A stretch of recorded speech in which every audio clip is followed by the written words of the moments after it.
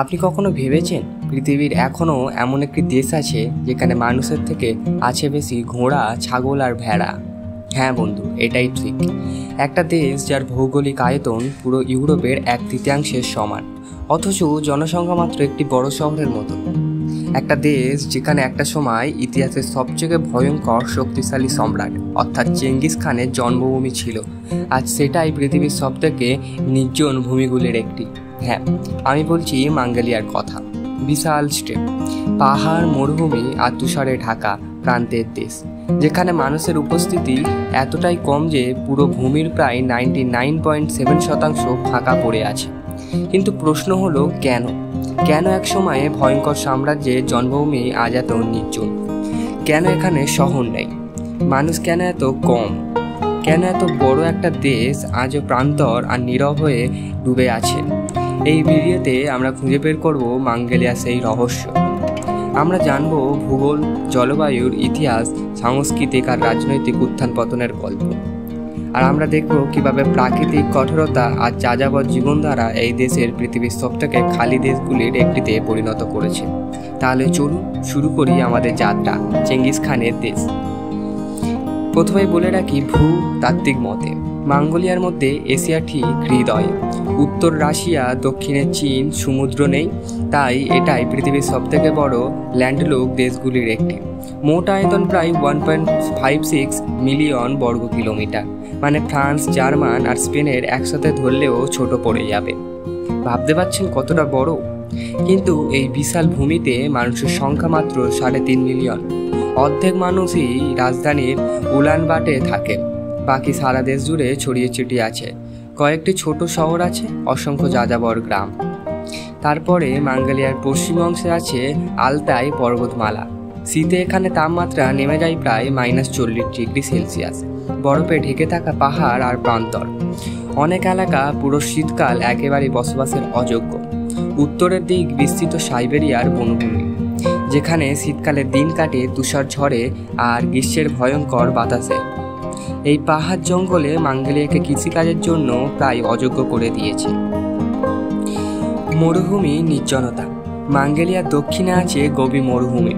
এটা শুধু একটা মরুভূমি নয়, এটা হচ্ছে পৃথিবীর সবচেয়ে কঠিন জলবায়ু জায়গাগুলির একটি। দিনের তীব্রতা গরম, রাতের হাড় কাঁপানো ঠান্ডা। বর্ষায় জল নেই, নদী নেই, কেবল বালি আর পাথর।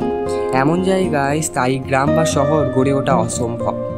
মানুষ শুধু অস্থায়ীভাবে পশুপালন করে, আবার ঋতু পরিবর্তনের সঙ্গে সঙ্গে চলে যায় নতুন জায়গায়।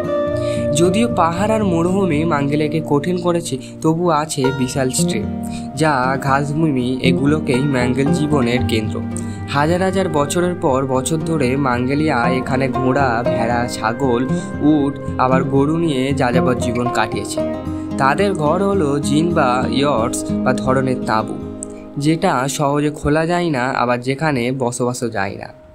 তাদের জীবনের মূল হলো স্বাধীনতা, একটা জায়গায় বাঁধা নয়, এবং প্রান্তর জুড়ে চলাফেরা। ইতিহাস থেকে দেখা যাচ্ছে যাযাবর থেকে সাম্রাজ্য।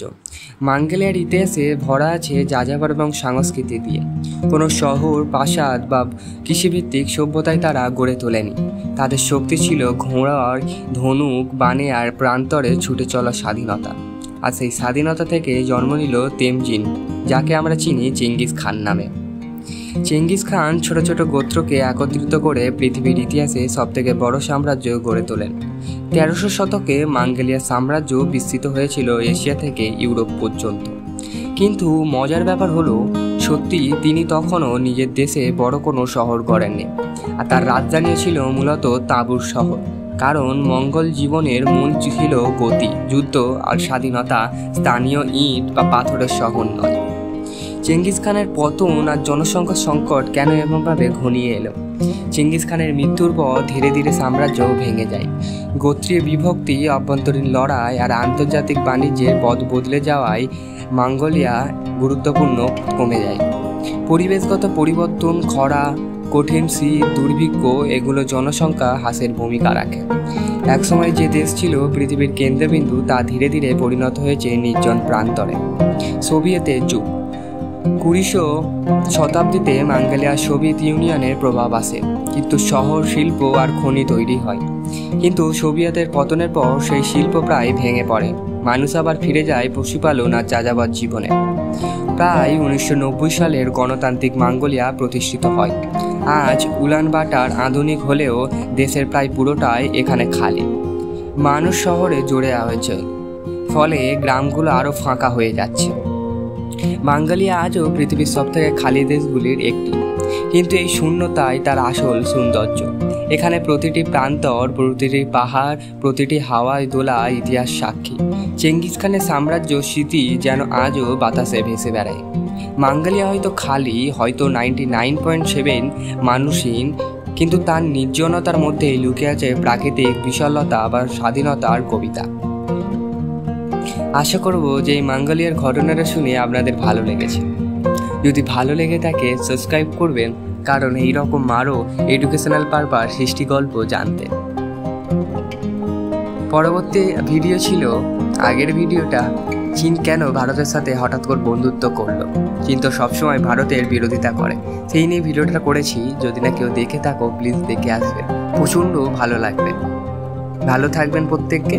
পরবর্তী দিনে আর একটা ধামাকা ভিডিও নিয়ে দেখা হচ্ছে।